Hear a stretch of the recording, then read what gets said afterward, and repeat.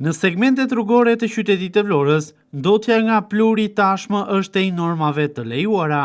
Pluri në të gjitha rrugët e Vlorës, i cili më pas jo vetëm përkthehet në më tepër ndotje për qytetin, por edhe në një sër probleme shëndetësore të qytetarëve, të cilët sigurisht të vuajnë nga alergjit apo problemet në frymarrje. Kjo situatë ka e tillë prej muajsh, teksa me sa duket nuk po shkon as pak drejt përmirësimit. Shkaktari kësaj situate në Vlorë, që po ndodh prej muajsh, janë punimet që po kryen në qytet, të cilat me sa duket kanë kapur çdo cep të territorit. Disa projekte infrastrukturore të cilat po kryen momentalisht kanë bërë që segmentet rrugore të mbyten nga pluri dhe papastërtitë. Një ndër projektet më gangren të qytetit, të cilin të gjithë mezi e presin të përfundojë, është ai i ujësillësit të Vlorës, i cili jo vetëm po çan dhe po shkatëron çdo rrugë, por mbi të gjitha ka mbushur qytetin gjithë çakëll dhe plur, si rrjedhorje materialeve të përdorura për të mbyllur provizorisht gropat e shumta që la pas. Megjithse pastrimi në qytet kryhet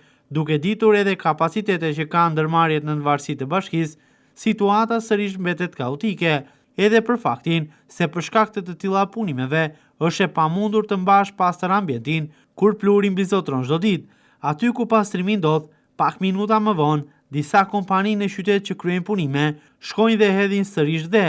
zhavor apo çakëll, duke ngritur plur dhe ndotje në ajër, ndërkohë që shumë segmente rrugore kanë nisur dhe të lahen me mjetet e bashkisë, por sërish as kjo nuk e ka zgjidhur problemin. Qytetarët e Vlorës, duke ditur që punimet nuk do të ndalen edhe për disa muaj, sigurisht që e kërkojnë zgjidhjen tek institucionet kryesore lokale, të cilat duhet të rrisin në këtë drejtim gatishmërinë. Veçanërisht në sezonin veror, duhet të shtohet më tepër puna për pastrimin e qytetit dhe segmentet rrugore të lahen disa herë në ditë, për të minimizuar sadopak ndotjen që ndodh në çdo moment në qytet, derisa situata me punimet të përfundojë. Masat e marra për pastrim duhet të jenë edhe më tej fluksit apo mundësive që kanë në kompetencë ndoshta edhe ndërmarrjet e Vlorës.